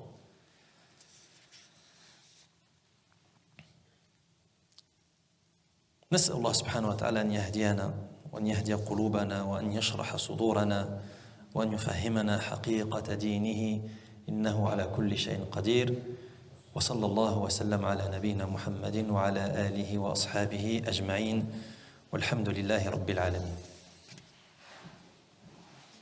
Sur ce qui a été dit aujourd'hui, est-ce qu'il y a des questions? Le destin, c'est important, les frères. Le destin, c'est important. Est-ce qu'ils ont dit quelque chose sur l'aide? C'est après demain, Inch'Allah. Donc demain, il y a cours, alhamdulillah. Et demain, on clôture le livre, Inch'Allah. Walakin, je permets à personne qui n'a pas compris le destin, qui sort aujourd'hui de la salle, ou demain, Inch'Allah, si on vit, sans avoir compris. Le destin, c'est très important. On comprend, Inch'Allah. On n'est pas en train d'étudier ensemble des choses. Je ne suis pas en train de t'expliquer l'explication d'un moteur à combustion. C'est pas grave, tu comprends, tant mieux, tu comprends pas, tant pis, alhamdoulilah, c'est pas grave, tu n'as pas raté le paradis. Mais tu ne comprends pas le destin, ça peut avoir des graves conséquences dans ta vie. Ça peut avoir des très graves conséquences dans ta vie. Enfin, je permets à personne qui n'a pas compris, ou qui a une question, qui a quelque chose, c'est pas clair pour lui, de partir comme ça avec cette interrogation dans sa tête. Alhamdulillah, c'est une opportunité qu'on a, on profite. Inch'Allah, aujourd'hui on a fait ça, demain il y a quelques détails à rajouter, et comme ça on aura fini le livre bifadlillah azza wa jal. Voilà, celui qui a déjà une question, qu'il dise, il n'y a pas de honte. Entre nous, on essaie de comprendre notre religion. Sur ce qui a été dit aujourd'hui, il y a quelqu'un qui n'a pas compris quelque chose concernant le destin? Allez, tout est clair.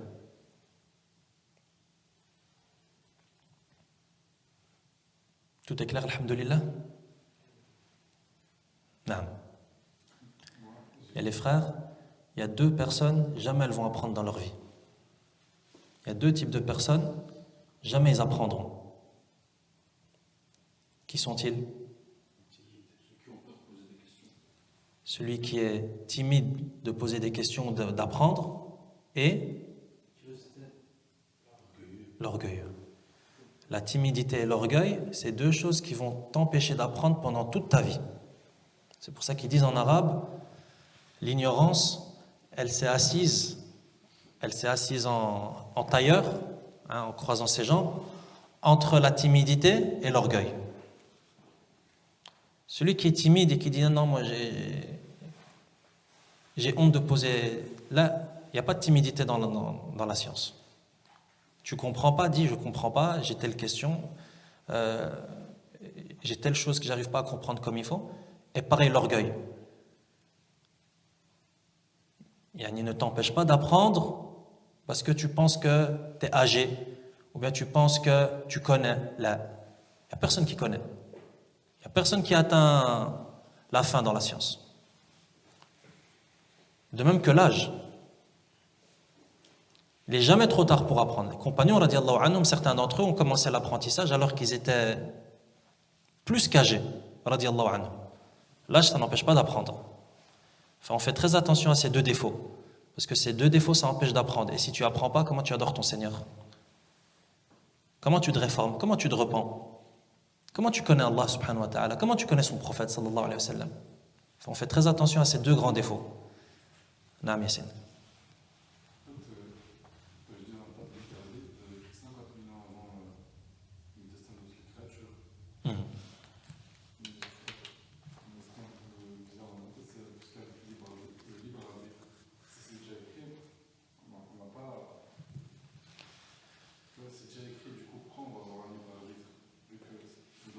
Jaïd. C'est pour ça que j'avais envie d'entendre cette question. Parce que je sais qu'elle trotte dans l'esprit de tout le monde ici. Même si elle ne trotte pas, on y pense. Ça ou pas? Il y a la question qui vient de poser le frère. Quelqu'un peut répondre? Tfadal Mohamed. On a certes, je pense, le libre arbitre, mais Allah subhanahu wa ta'ala, donc, tu as compris la question d'Yassine? Oui. Répète-la. Moi? Non, toi Mohamed? Sa question? Naam. Donc, chaque être humain a le libre arbitre de faire ce qu'il veut. Comment ça a été écrit 50 000 ans avant toute création, ce qu'on allait faire? Donc, en gros, ce que tu dis à Yassine, c'est que tout a été écrit. 50 000 ans avant que les cieux et la terre aient été créés, comme le professeur Hassan l'a dit. Tout a été écrit. Si tout a été écrit, comment est-ce qu'on pourrait avoir un libre arbitre? C'est ça la question. C'est vrai ou pas? C'est ça, Mohamed, que tu as compris aussi? Tfadal, réponds. La réponse, c'est ce que j'allais dire. C'est que même notre libre arbitre, de ce qu'on a choisi, ben, ça a été aussi choisi 50 000 ans avant. Je ne sais pas si j'ai répondu. Ahsant. Nam, détaille un peu plus. Donc on a le libre arbitre, certes, d'aller à gauche ou bien à droite. Mais ce qu'on a choisi finalement, Allah subhanahu wa ta'ala, il le savait. Ahsant. Allahumma barik. Ahsant Mohamed. Est-ce qu'on a compris sa réponse? Yassine, t'as compris? Naam, tout est écrit. Mais le fait que tout est écrit, ça ne veut pas dire qu'on est contraint de faire ce qui a été écrit. Pourquoi? Parce qu'Allah, il a écrit ce qu'on va faire. Parce qu'il sait ce que tu vas faire. Allah, il a écrit ton choix. Parce qu'il sait le choix que tu vas faire. Et il a écrit. On revient au premier degré du destin qui est la science. Allah, il sait tout. Allah, il sait ce que tu vas choisir avant que tu ne le saches toi. Allah, il sait ce que tu vas choisir avant que tu ne prennes ta décision. Un exemple, après on passe aux questions.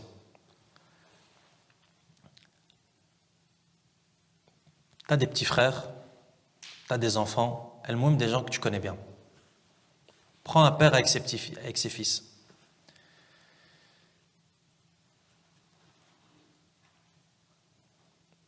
Il va faire un test à ses enfants. Qu'est-ce qu'il fait?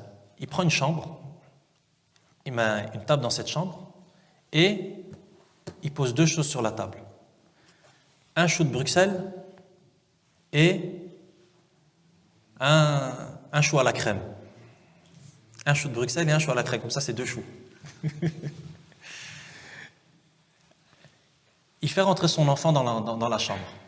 Qu'est-ce qu'il dit? Il dit à sa femme, il dit regarde, son enfant il s'appelle Mohamed par exemple, il dit regarde Mohamed, on va fermer la porte, on va lui dire de rentrer, on va fermer la porte. Et tu vas voir, il va manger le chou à la crème.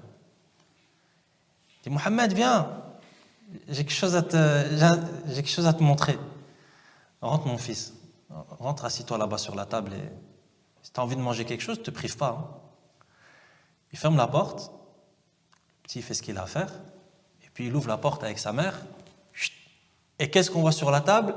Le chou à la crème a été mangé et le chou de Bruxelles, il a été jeté.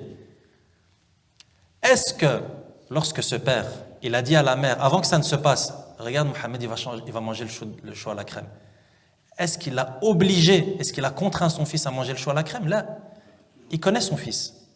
Il sait que les choux à la crème, ça ne pose pas de problème. Et il sait que les choux de Bruxelles, ça fait des grimaces.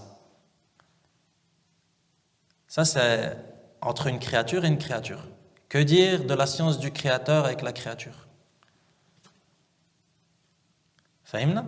Le fait qu'Allah a tout écrit et il sait ce qu'on va faire, ça n'implique pas qu'on soit contraint de faire ce qu'on fait. Si Allah il a écrit qu'on va faire telle ou telle chose, ça ne veut pas dire que parce que ça va se passer. Si Allah il a écrit, ça va se passer. Mais ça ne veut pas dire qu'on est contraint de le faire. Non, c'est toi qui choisis. Allah il a écrit parce qu'il sait ce que tu vas choisir. Il n'y a pas de futur chez Allah subhanahu wa ta'ala, comme on a dit au début. Il n'y a pas de passé, il n'y a pas de présent, il n'y a pas de futur. Il sait tout, subhanahu. Fahimna? C'est clair ici? Ou bien encore quelque chose qui bloque?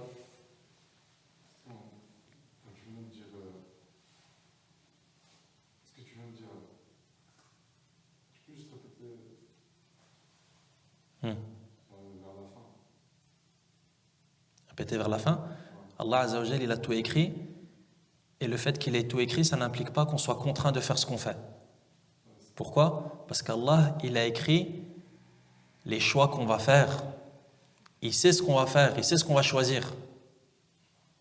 Parce qu'il connaît le futur, subhanahu wa ta'ala, il connaît le passé, le présent, le futur. Il n'y a pas de passé, présent, futur chez Allah. Ça, c'est chez nous. C'est nous, les créatures. Chez nous, il y a un présent, il y a un passé et un futur. Allah Azza wa Jal, c'est lui qui a créé le passé, le présent et le futur. C'est clair? Yassine, tu voulais dire? Est-ce qu'il y a des du'a ou quelque chose qui peut modifier le destin d'Allah? Non. C'est d'ailleurs comme le prophète sallallahu alayhi wa sallam, rien ne rejette le destin si ce n'est l'invocation. Même ça, c'est le destin. Le fait que tu as invoqué et que tu as bloqué un destin, ça fait partie du destin aussi. Et Allah l'avait écrit.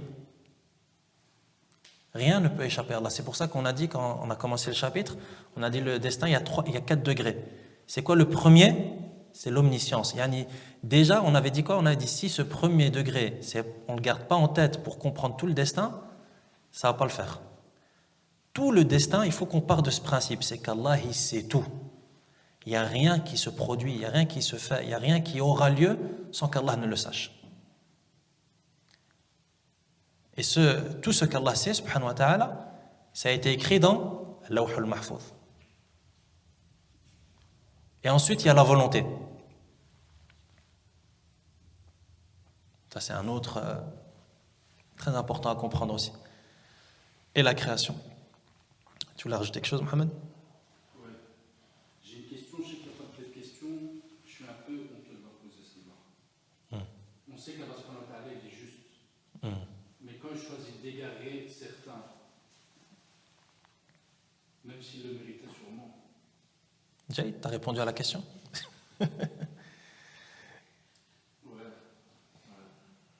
Allah subhanahu wa ta'ala, il est juste, comme tu viens de dire, et il ne commet aucune injustice. Allah subhanahu wa ta'ala, il est exempté d'injustice. Encore pire, encore plus fort, Afwan, Allah, il s'est interdit à lui-même l'injustice, comme c'est venu dans le hadith. Inna Allah harrama al-dhulma ala nafsih. Allah, il s'est interdit à lui-même d'être injuste, subhanahu wa ta'ala. Donc celui qui s'égare, c'est Allah qui l'a égaré, il n'y a pas de doute. Et celui qui prend le bon chemin, c'est Allah qui l'a guidé. Walakin, celui qui s'égare, il prend le mauvais chemin, Allah il l'a égaré. Pourquoi? Parce que il a fait les causes de l'égarement. Par exemple, quelqu'un qui n'est pas musulman, un chrétien de base, qui a grandi toute sa vie comme ça, il est ignorant. Je ne sais pas si on dit miskin ou pas, mais il est ignorant. Il n'a jamais entendu parler du prophète sallallahu alayhi wa sallam?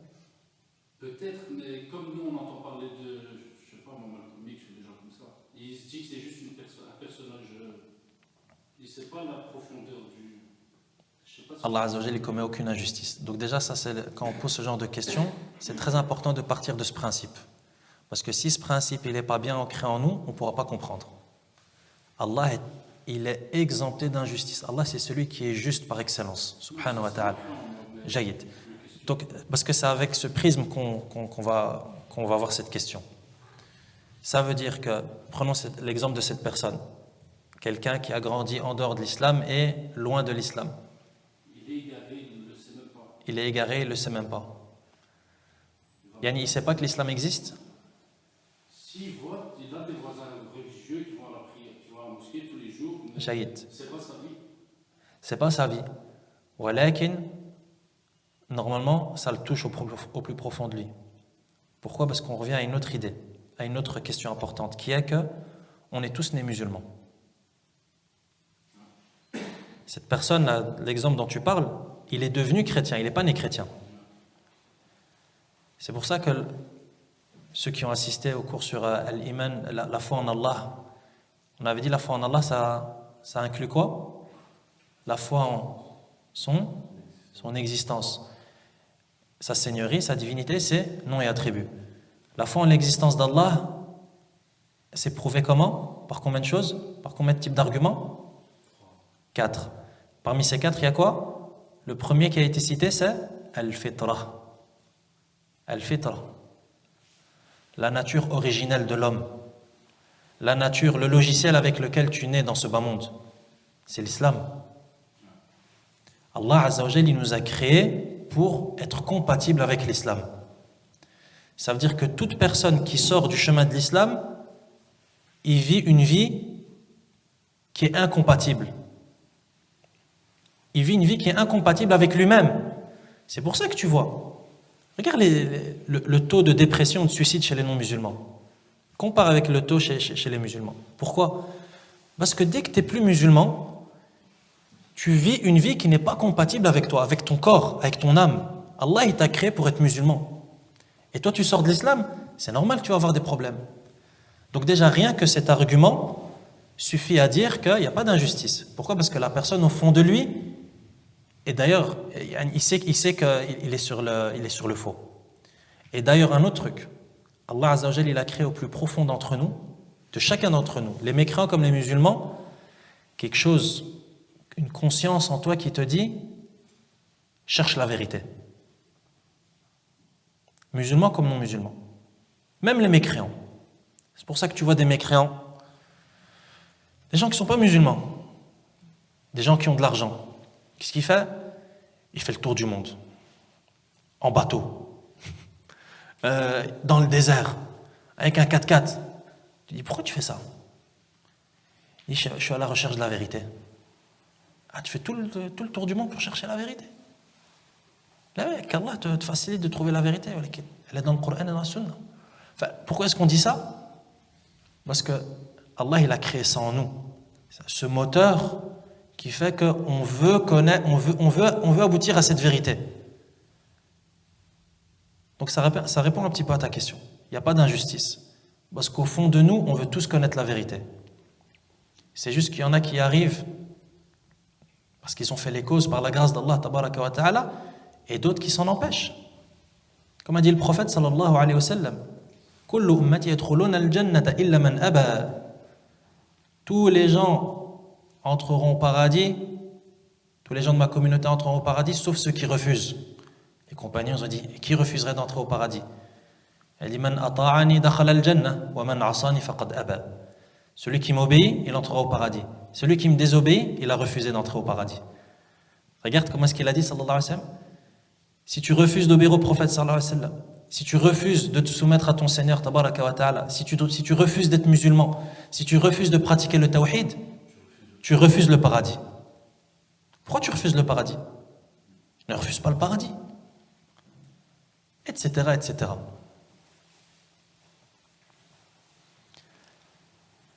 J'avais une dernière question, c'est pour la table bien gardée. Non. Je ne sais pas si je te pose cette question, mais c'est Allah qui écrit dans la table bien gardée ou c'est la plume qui est écrite sous l'ordre d'Allah? C'est la plume qui a écrit sous l'ordre d'Allah. Alhamdulillah Rabbil Alamin, wa sallallahu wa sallam ala nabina Muhammadin wa ala alihi wa ashabihi ajma'in.